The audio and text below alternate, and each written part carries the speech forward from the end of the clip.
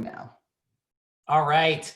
So thankfully, everybody's doing well. We've been trying to reach out to you guys within the TIE Atlanta community to see how you're doing. And if you need any support, one of the things I truly believe in, maybe it's partly because I've got 4 kids and I've got 6 nonprofits that I focus a lot of my time on. It's so much in these types of times is the community component and really supporting each other where we need help. And that's what TIE Atlanta is all about, in being able to help you guys out. And we're here as a servant leader to support you in that journey, especially now more than ever. For those of you who are involved with a lot of the programs and as mentors, we have so many charter members who've been amazing to kind of support us on that front. Amin is our executive director, who's also on the line, who is here tirelessly calling me and texting me and emailing me 7 days a week, and vice versa, to try to figure out how to support you guys through this entire process as we're dealing. That being said, things are going pretty good from a TIE Atlanta standpoint, and a lot of that has to do with kind of the community and how you guys have been supporting us. And from that standpoint, we've got this amazing youth focus on high school and college. And Amin, can you tell us a little bit about that and what's been going on in that front? Yeah. So, things have adjusted pretty well. We've gotten our folks because we work with entrepreneurs. And if you don't already know, like JP mentioned, we do have a youth entrepreneurship component of our organization where we provide the same sort of entrepreneur resources to high schoolers and university students. It's a curriculum-based program for the high schoolers and then a competition for the university students. So we conducted our local finals virtually, and have also helped a lot of other chapters conduct their local finals virtually as well. But we're actually now gearing up, and Globals are, as part of our umbrella of organizations, Globals has announced that we will also be doing a global competition for our high schoolers and university students. So this is just to give you guys an update that, we're not slowing down, we're staying active and, taking full advantage of all the virtual resources. All right. One of the things that I've been excited about is focusing on the entire life cycle of the entrepreneur. There's a lot of great programs that you guys have been involved with and see around the different communities on startups, which is really exciting and focused. We're now in, I call phase 2 or second quarter out of the 4 quarters of kind of the year. And really, it's kind of the evolution of the company and raising institutional capital that we're going to be focusing on today. But all of us are in different phases. Some of us have sold companies. Some of us are about to sell companies. Some of us are scaling. Some of us are raising capital. And some of us are just getting started. So we want to support you through that entire process. And we're in the second quarter here focusing on those companies who already got a product market fit, getting up and running, wanting to scale up. Maybe they've got their seed capital and they've got a game plan, but they want to start scaling up by getting a team together, which we focused on last month, and now getting the capital and then building that rockstar board. And we're going to keep going with that theme throughout the rest of the year.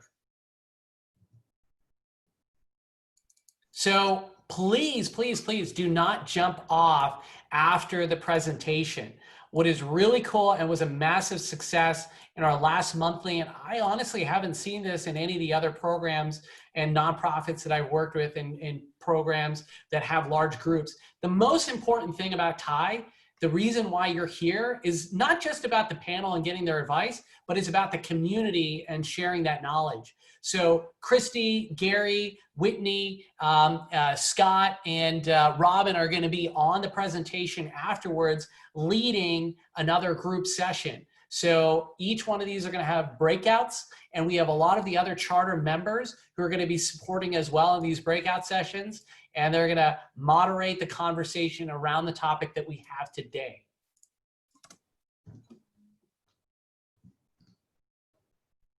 So what do you get being a part of Virtual TIE for an indefinite time frame? Obviously, for those of you who've been a part of the community, like I said, it's all about how to build relationships. I hate networking. I hate the word networking. I'm all about how do I trust people that support each other in the community, and you know that you're working with good people. And that's really what the whole story is with TIE.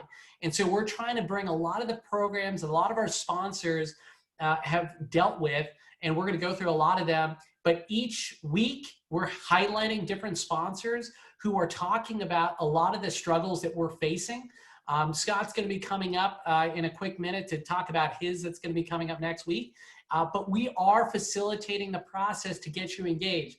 If for any reason you feel like you're not connecting and getting the value, please bother me. I don't sleep. I work all day and night, every day of the week. That's the reason why I'm helping support leading this organization with our fearless board. So please make sure you connect with myself, Amin, any of the board members, and a lot of them are here on the line. And during the breakout session, a lot of our charter members who are kind of our mentors as well are going to be leading a lot of that relationship and connecting. So our superstars that have come through to support the organization, and I'm so happy because these aren't just people who are throwing another presentation, another company that you got to deal with. These are organizations that are filled with our friends and family that have supported us through our entire life cycle of a company. And that's why they're here supporting us. They're not a sponsor that's some arm's length reach of some logo. These are real people that we really care about who've been friends and family. And that's the most important thing whenever you're building partnerships with anybody. And, if you look at, I know Amin's really excited about slide by slide, just the last few weeks and the weeks to come are filled not only with just, highlight about what the company does, but just really helping you out. I'm part of the committee with a whole list of people in Thai Atlanta Angels. And one of the biggest struggles that we're facing right now, which is relevant to this conversation, is how do we value companies and how do we invest in those companies? Amin and Greg are going to be cutting up that video and sending it out to everybody if you missed out last week to learn more about how valuations are going to be adjusted and what the marketplace is looking like. And we're going to be addressing some of that today as well. Scott, who is on the call today, is also going to be talking about the craziness of commercial real estate. In some ways, I'm glad it's Scott that's going to be helping navigate. I know for our company, our lease is up at the end of the year, and the building broker said, you guys are in a pretty good situation. That's good and bad in that industry. But I'll tell you, just like Robin was talking about before we just got started, if you're jumping into a lease right now or you're about to negotiate a lease, Scott's definitely the person to be talking to. So Scott, could you tell us a little bit about what's going on, what you're all about in Avison Young, and what's a preview of next week? Yeah, sure. Thanks, JP. I appreciate you and Amin having me and the other sponsors bring our expertise to the table and what we're finding in this time. As you and I talked about before, it's uncharted territory. With all of us, with all companies, certainly it is that way with commercial real estate. And so I really thought it'd be beneficial to bring a lot of sectors that I see within the Thai community on board in more of a roundtable type format that I'll be curating. So I'm going to be bringing my expertise, which is more tenant services, tenant representation. I'm going to have our head of our asset services team on the call, our head of our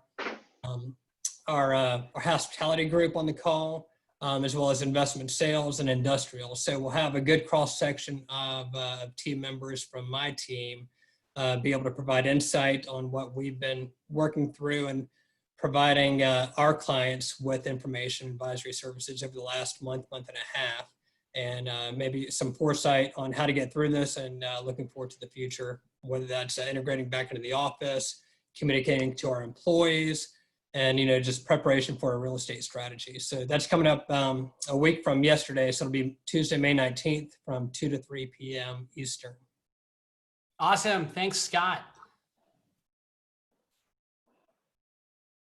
So what's really, really exciting, and one of my missions this year and next year, I'm sure we'll be continuing that for the years to come, is, and it's something that I've learned a little bit more from Lisa Calhoun, who's at Valor Ventures, is that how do you support underrepresented communities? And one of the things that we've taken on with Thai Global as a mission is this program called Access, which we're going to be partnering up with Startup Runway, which many of you may be familiar with, partnering with Launchpad, and Chrissy will be able to talk a little bit about that. that it is a personal mission to try to support that community.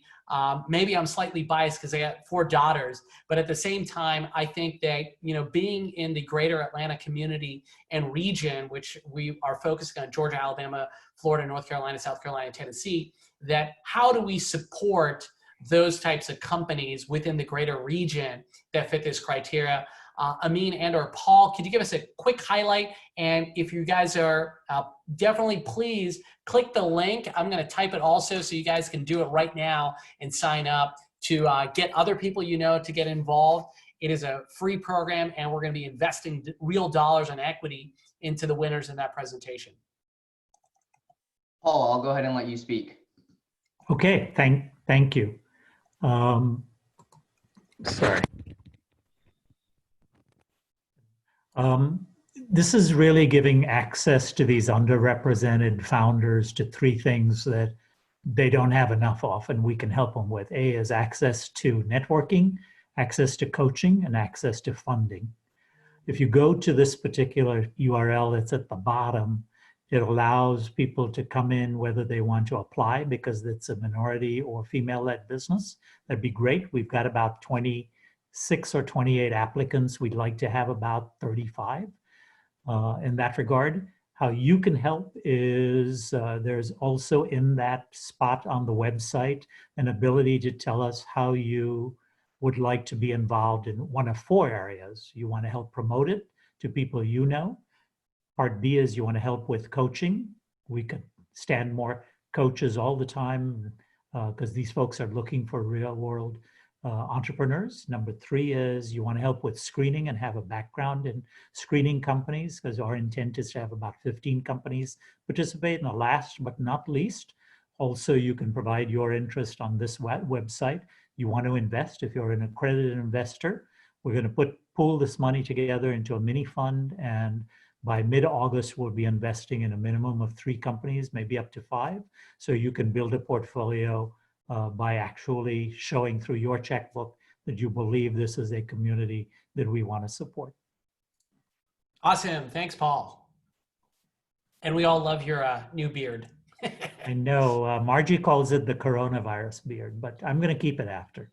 Perfect. So one of our other big exciting sponsors, which just announced last week, is Venture Atlanta. They're going to be hosting everything online. I'm sure a lot of you who've been there for the last decade, it's been crazy, to see what everything's been going on. So we are super supporters of Venture Atlanta. We have a very strong angel community that's invested over $4.3 million in the last couple of years here within Thai Atlanta Angels. So we are very excited to kind of support Venture Atlanta and companies that are going to be presenting in the early and late stage. Please try to, we'll send you more information because you're a part of Thai community. Register to be a Thai member if you haven't, and we'll get you a discount code for Venture Atlanta that's going to be coming up in October.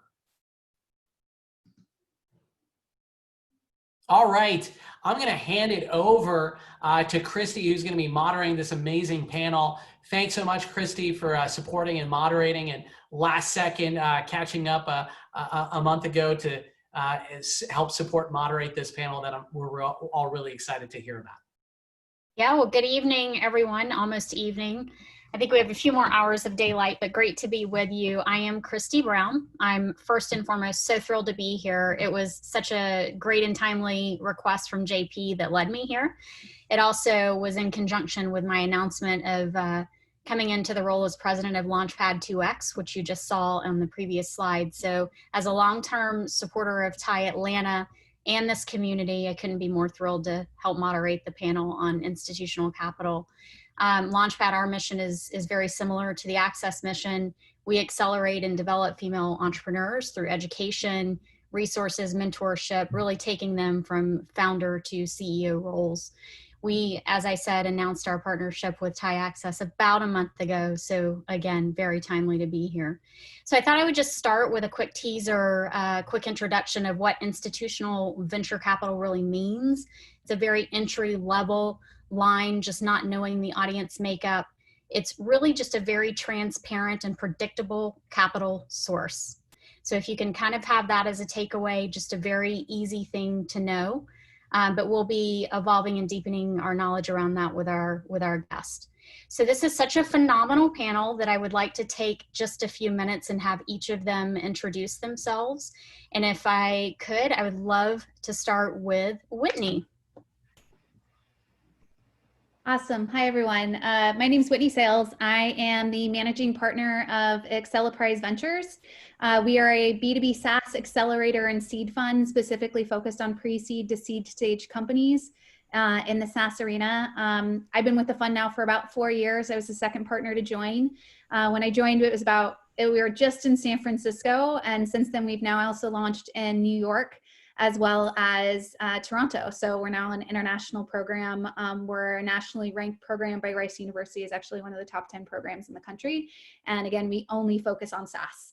So a little bit of specialty in that. And then really happy to be here today, especially as part of the Thai community. I know diversity is really important to you guys, and we actually have about 60% diverse founders, 30% female founders, which in the SaaS space is pretty unheard of. So happy to be here and happy to answer any questions people have. Thank you, Whitney. Robin, how about you do the next intro? Yeah, happy to. Thanks for having me. My name's Robin Gregg. I'm the CEO of RoadSync. We are a platform for the transportation industry to digitize invoicing and payment acceptance. So we basically make it easy for this really paper-based industry to easily collect payment. We're a relatively new company. We just came out of ATDC and just recently raised our Series A. Fantastic. And Gary. Hi, everybody. Gary Samat, CEO and founder, co-founder of Total Server Solutions. I just want to thank first Amin and JP for their hard work over the last few months, and it's been pretty hectic with everything. Been a Time member for several years. Was placed their top line entrepreneur, one of them for the past 2 years. A little bit about TSS. We were founded in 2005. Have a diverse team, about 105 people. And we manage workloads, digital workloads inside different cloud providers, whether it be hyperscalers, on-prem, in one of our 20 POPs across the globe, and help ensure your application is scalable. Awesome. Thank you very much. So let's get started with some questions. And these are the way that we're going to run this just from a housekeeping perspective. So you all get timely responses one at a time. So you can actually hear and respond to each of the questions as the panelists go through. So Robin, just starting with you quickly, can you tell us a little bit more about the stage of your company and discuss your previous capital raise, just knowing that that was done, just completed in a Series A with institutional investors? Yeah, so our recent Series A was actually our second round with institutional investors. So the very first round of capital that the company raised was sort of an angel round in probably 2016 and 17. When I took over the company, I actually raised a bridge round from our existing angels. And then in early 2018, we raised a $2.5 million seed round from a group of great investors, including folks from San Francisco and Chicago. So this was our second time raising institutional capital. We just raised a $5.7 million round, and that included some of our existing investors as well as 2 new funds that we were able to add. So, our investors are mainly outside of Atlanta, but there are a few folks that are pretty active in Atlanta, like Hyde Park Venture Partners. That's also an investor in Terminus. And, so really had a good experience figuring out how to raise money, not just on the West Coast, but pretty much everywhere. Our investors are in Boston, New York, Chicago, and San Francisco. So a little bit of everything. I even have somebody based in Berlin. So. Thank you for sharing that. And then Gary, do you mind just kind of summarizing the same? Yeah, sure. So we just closed out our Series B, which was around 35 million in debt and equity. The equity was our existing equity investor from our Series A. Our Series A was around 21 million total to support acquisition and growth capital. Our investor is actually our investment bankers who we went out to market with, which is pretty unique. But yeah. And then can you expand, because you shared something last week that you actually used a venture banker to navigate that process in your raise. Do you mind kind of expanding a bit on what that provided for you and your company?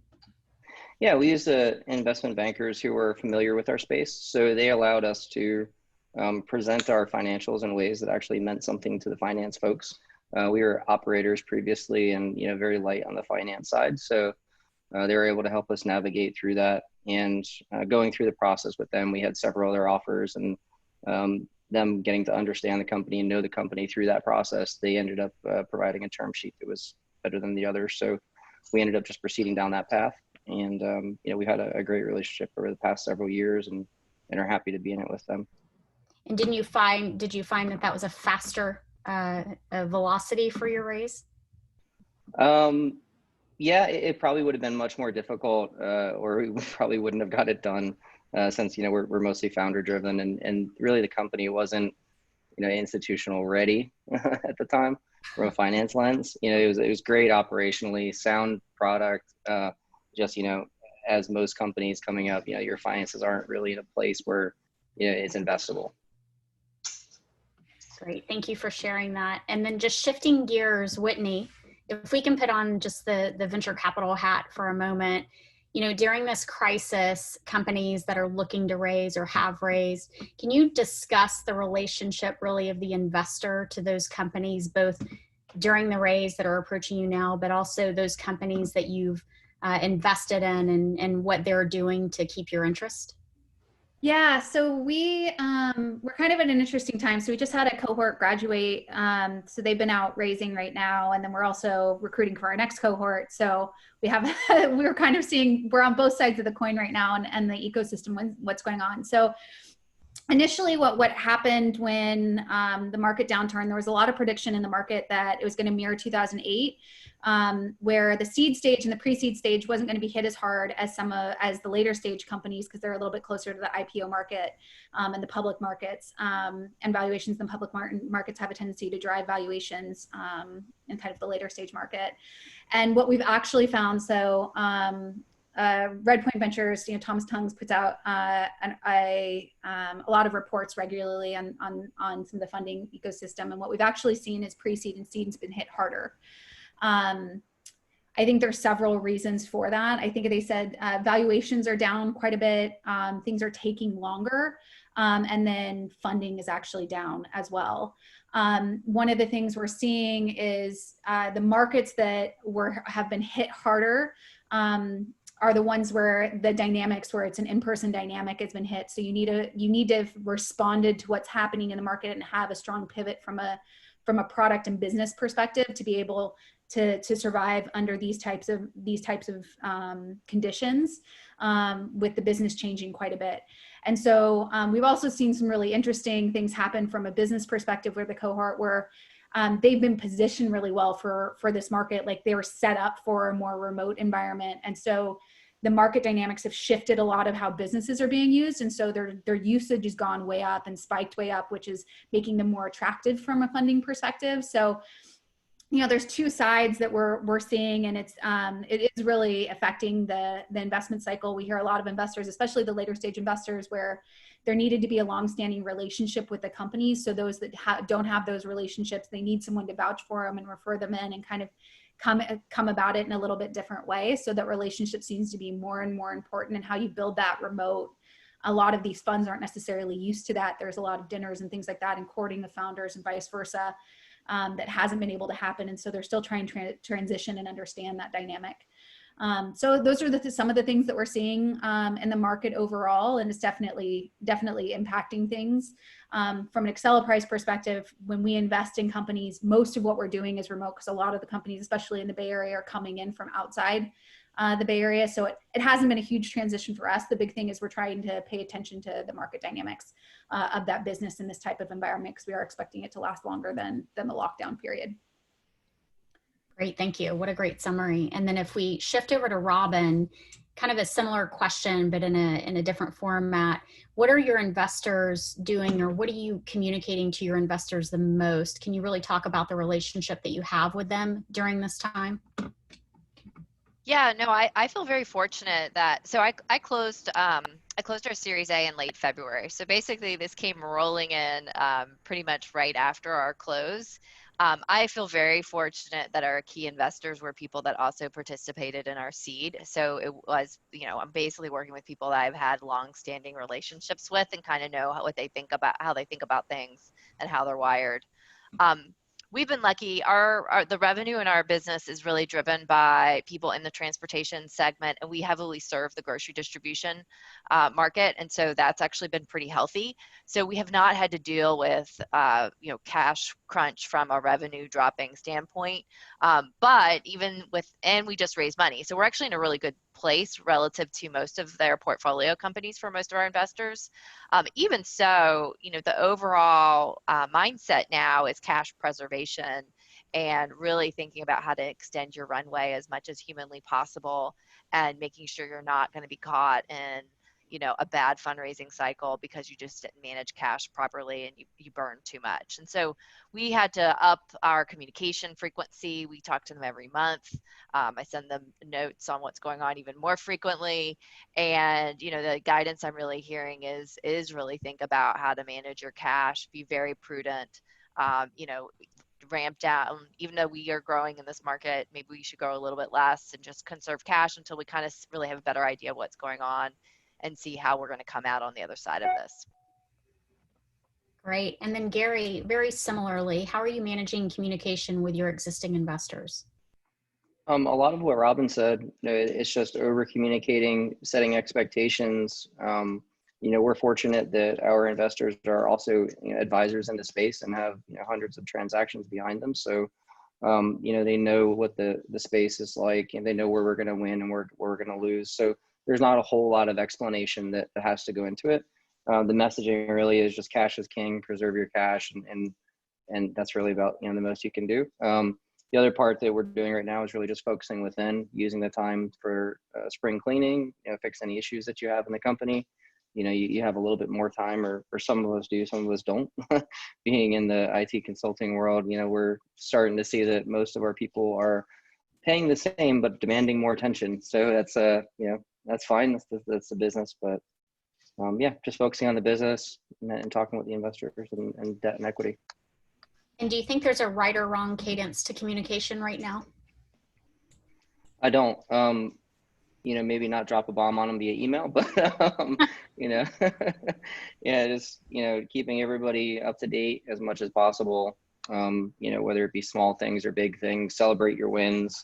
And that way, the losses, are right there alongside them and kind of balance out the scale. And then Whitney, how do you feel about that? Is there a right or wrong cadence for you as an investor really to hear from your companies, your portfolio companies? Yeah, so we're a little bit different because we're an accelerator versus a traditional seed fund. We do have a seed fund on the back of that as well. So the founders we have a better relationship with when this happened, and I would say they're usually the better performing companies in all honesty as well. When this started happening, most were proactive about reaching out and having conversations with us and asking for the support they needed. So we've had a pretty strong cadence with those founders. Several we've had to check in with and just make sure they're in a good place. But we get the monthly updates and things like that, and we've been pretty actively engaged in our portfolio in general, just because we're usually first money in. So a lot of our founders we're in tech-based relationships with, and so it's just a little bit different dynamic than a traditional seed fund. So most of it's just being proactive. I think Gary had a good point around not dropping bombs via email. I think that's generally a good rule regardless of the situation. But most of it's just being proactive with your investors and not surprising them and making sure that you're highly communicative. And then with us, for our teams that we know hadn't fundraised recently, we're kind of checking in to make sure they're good on runway and kind of helping them come up with models around how to preserve the capital or how to model the business in certain ways to make sure their churn's not going up. So we have been proactive around that as well. Great. Let's stay with you just a moment because I'd like to understand how or for us to understand really the visibility and accessibility for PPP. So if we look at the companies that are coming through your accelerator or even your seed fund and the allowance of venture-backed companies to solicit the additional capital. Can you tell us a little bit about your experience or what you saw through your portfolio companies? Yeah, so we actually ran a workshop on it early on, filling out the application and how to go through the process. That was something initially when it was launched, we had a member of our team who just dug into it pretty deeply to understand it. What we've seen from a distribution perspective, yes, our founders have been able to get funding. So some of them personally, some of them business-wise.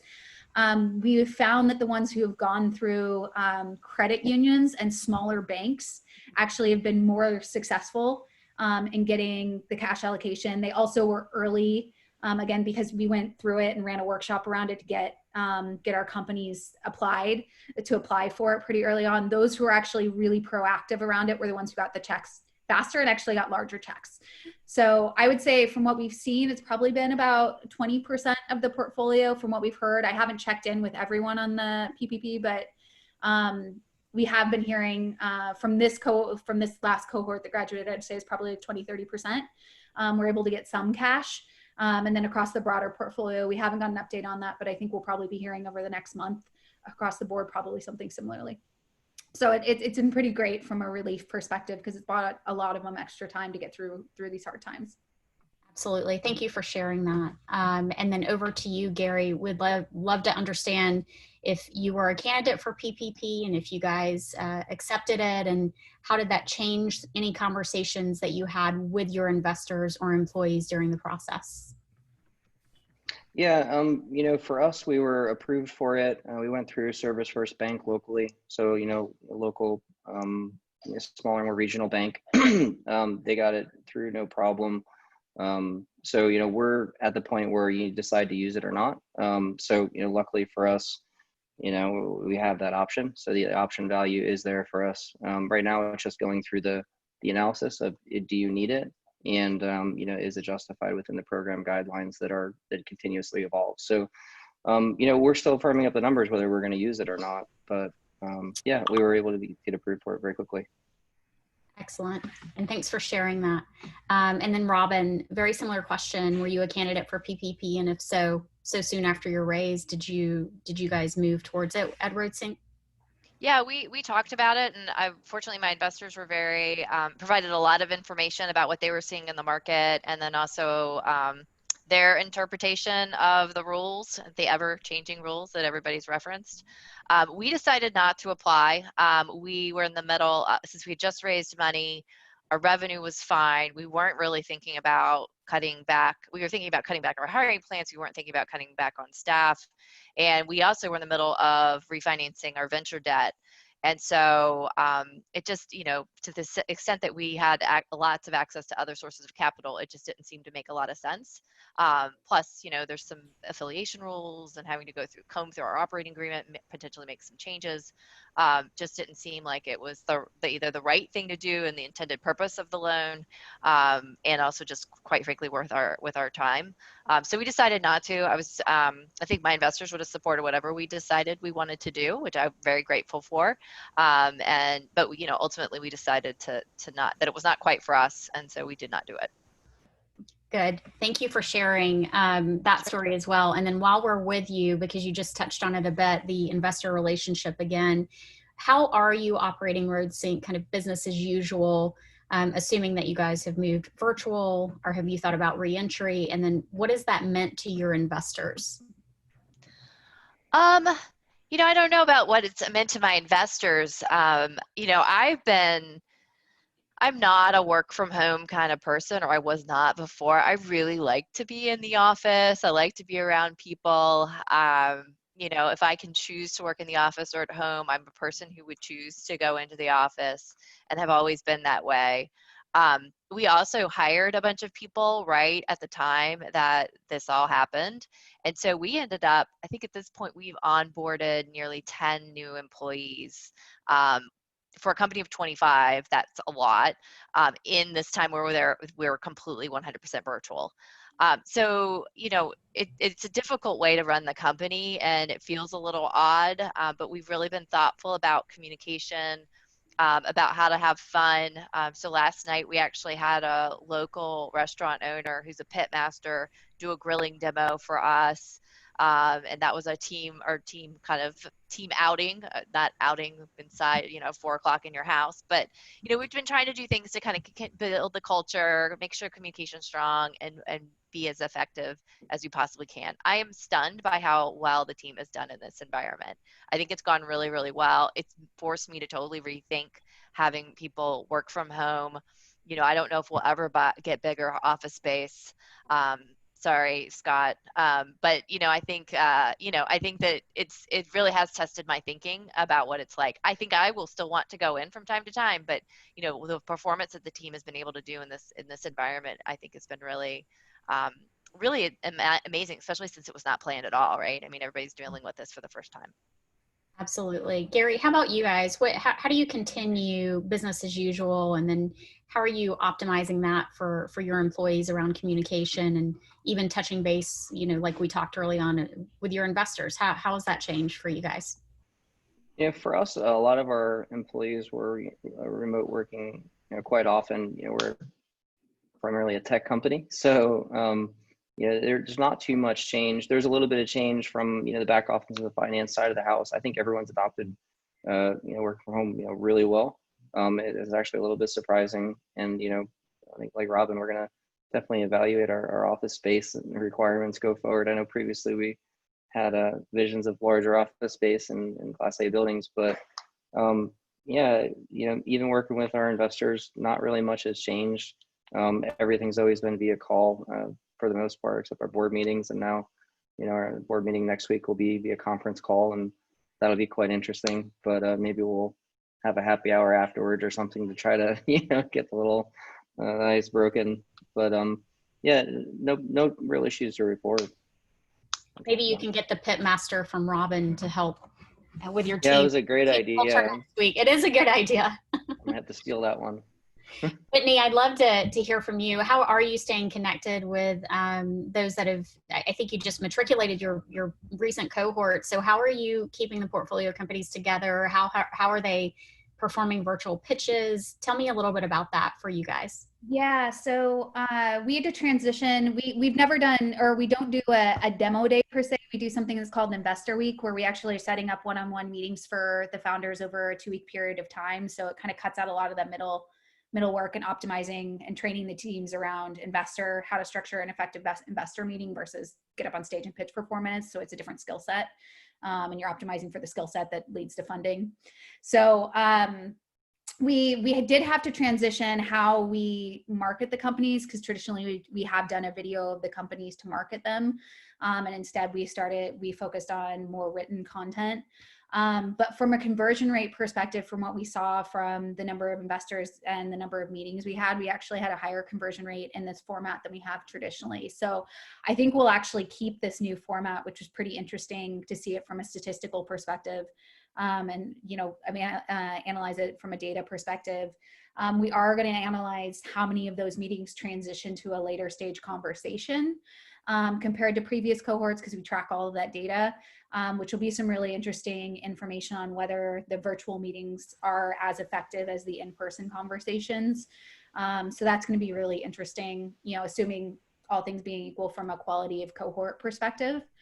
And we don't have that data yet, but happy to share that once we have it, because I think it's going to be pretty interesting across the market for everyone. So that's one thing that we're looking at now.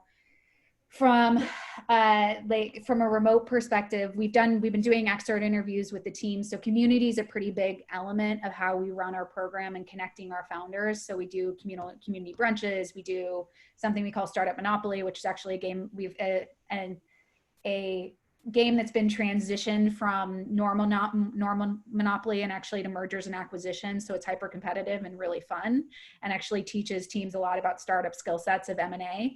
And so we've still been running that in a very interesting way, remote. And when we do beers and cheers with all of our teams remote, and we still keep our cohort brunches. So we've been trying to do that, but even with those things that we've done in our exit interviews with all the teams, they've still missed each other quite a bit.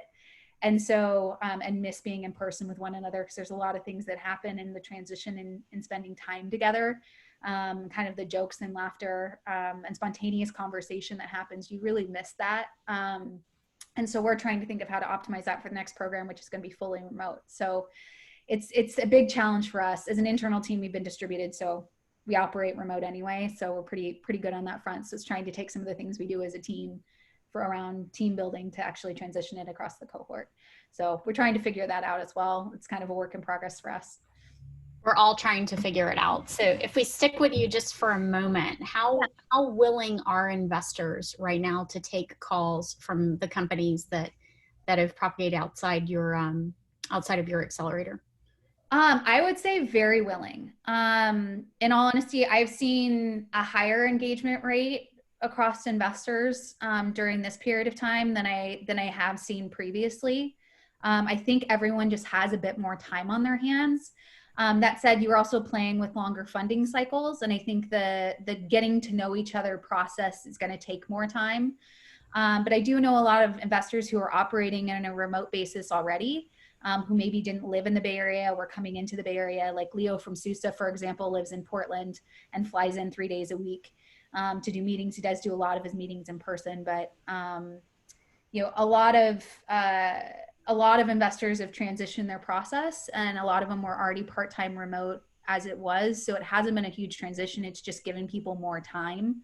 And so I've just seen investors actually be more responsive and taking more meetings, but I am seeing the process take longer.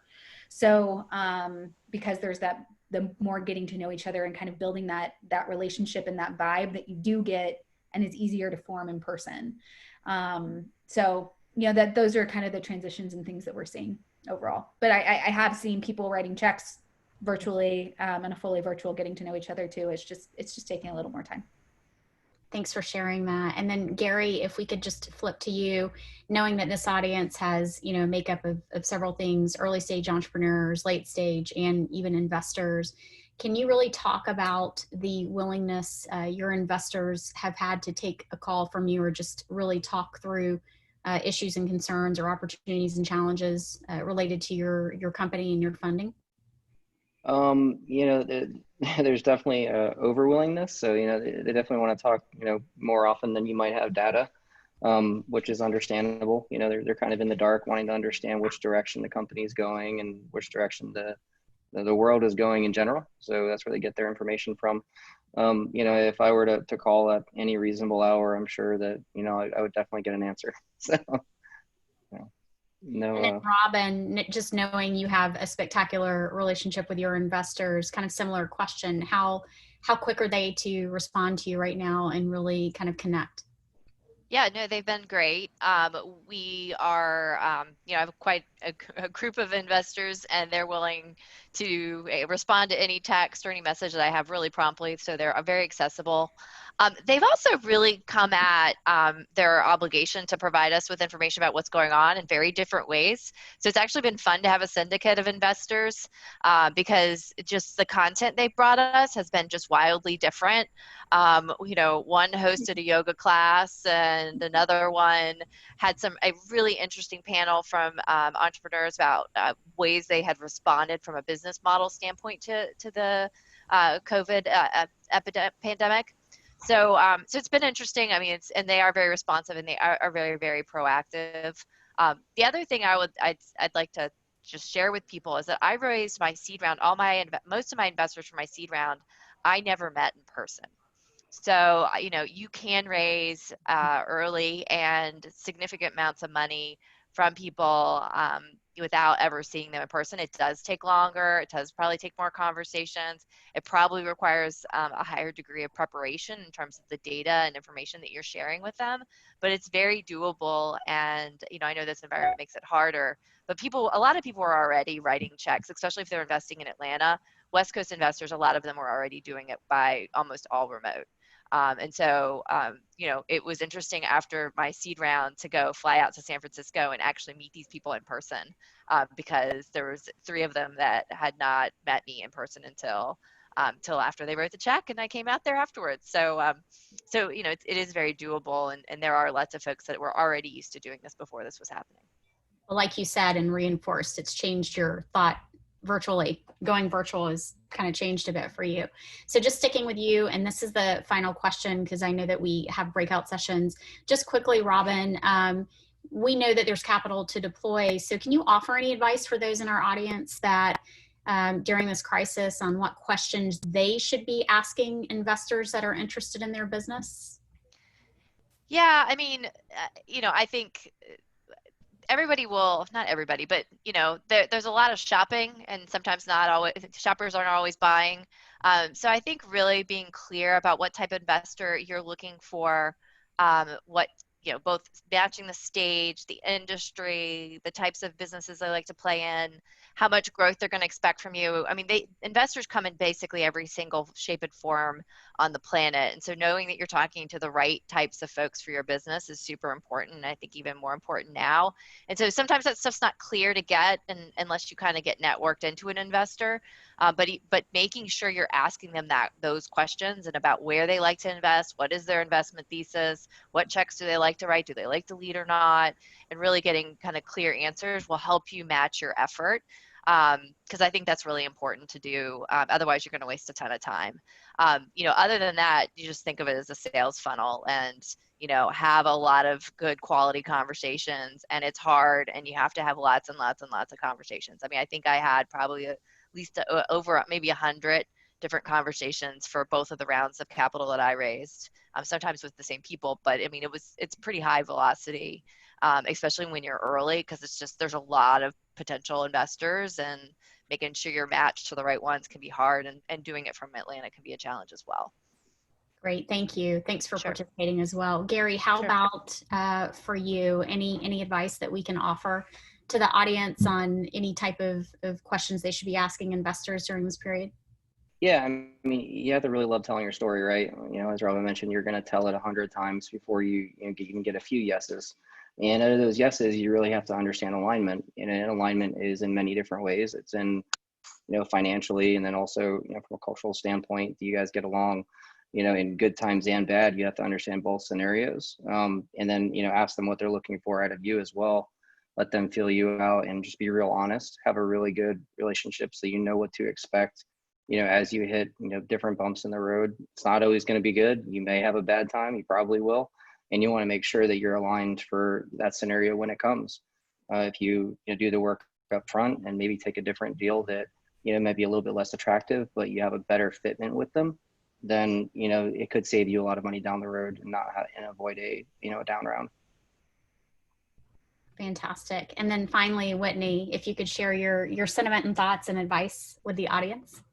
Yeah, so I'm going to second something that Robin said is really making sure that you guys the founders are looking at investors' backgrounds and what they specialize in. So there's been some data around how investors traditionally invest during recession environments. And you have to think about during these environments, there's technically a higher risk in investing during this period of time, but it's also traditionally funds best performing vintages.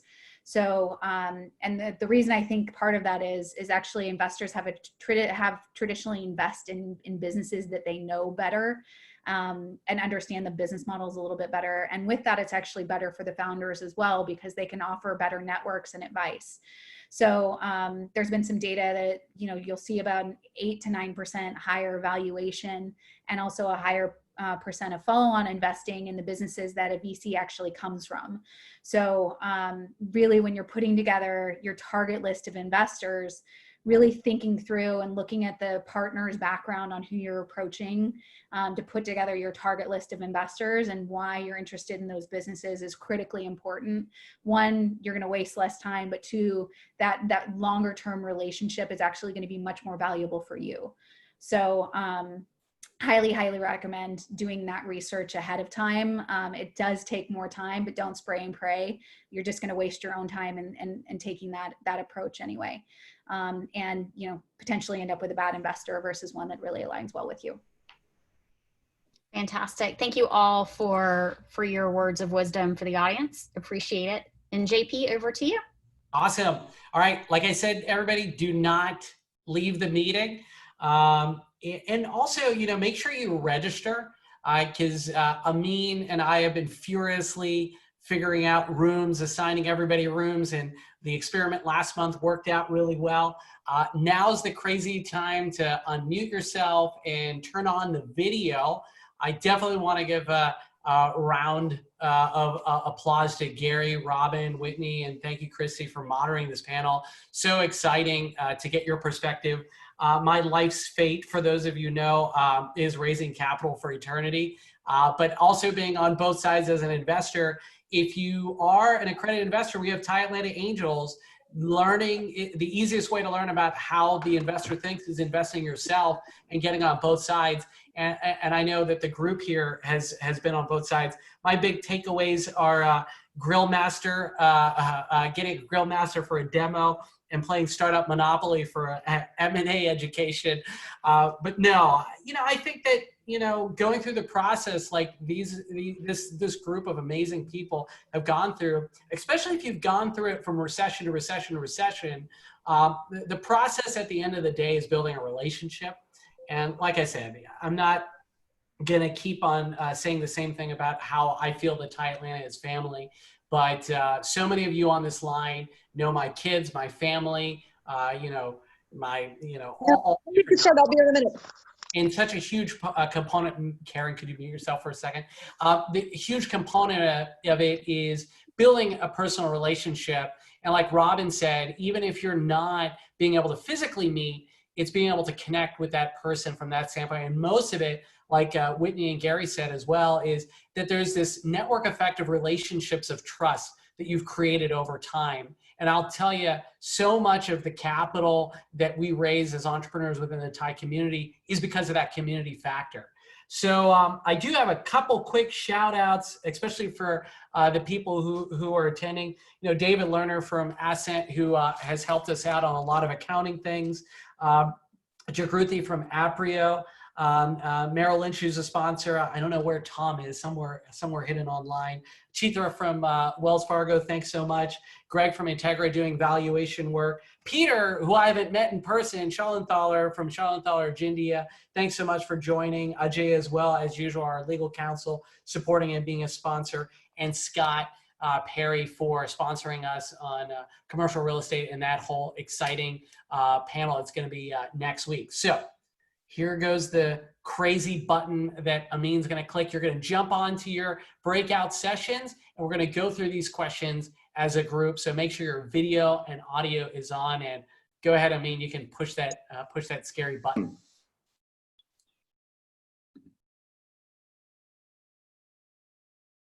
Awesome. Yeah, just go ahead and accept. You'll be placed into your breakout room.